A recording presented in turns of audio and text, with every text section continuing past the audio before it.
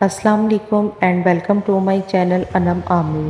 کوئی نہیں ہے جو تیری کمی کو پورا کر سکے، کوئی نہیں جس کو میں چاہ سکوں تیری طرح۔ سورہ یوسف ہمیں بتا رہی ہے کہ صبر کرنے والے لوگ خوبصورت اختتام پائیں گے۔ یہ آئینے تجھے کیا دیں گے تیری خبر، آ دیکھ میری آنکھوں سے کہ کتنا حسین ہے تو۔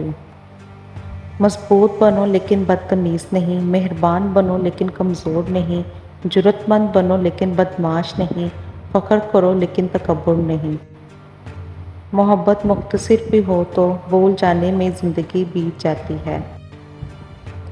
زندگی میں بہترین رشتہ وہ ہوتا ہے جہاں ناراضگی کے بعد معمولی سی مسکراہٹ اور معذرت سے زندگی پہلے جیسی ہو جاتی ہے۔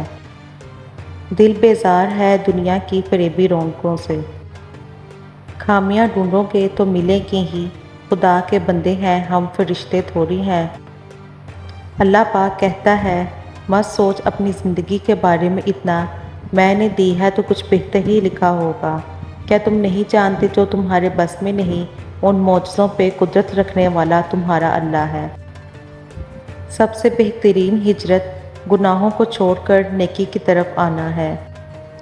کسی کو اتنی تکلیف مت دو کہ وہ خدا کے سامنے ہاتھ اٹھاتے ہی تمہاری وجہ سے تکلیف کی شدت سے رو پڑے۔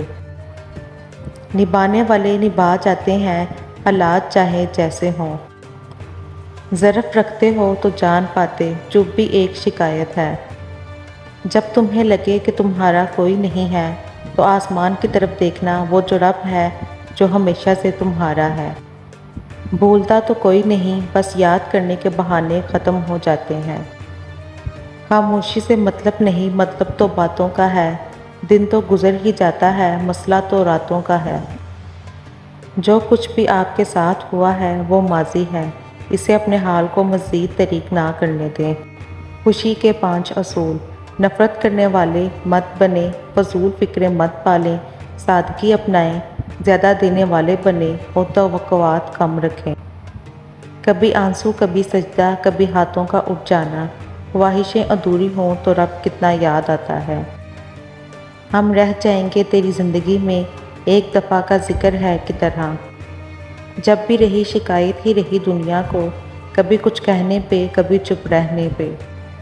یوں تو عادت تھی زندگی کو مشکل سے گزارنے کی، پھر کیا ہوا کہ زندگی نے مشکل کو عادت بنا لی۔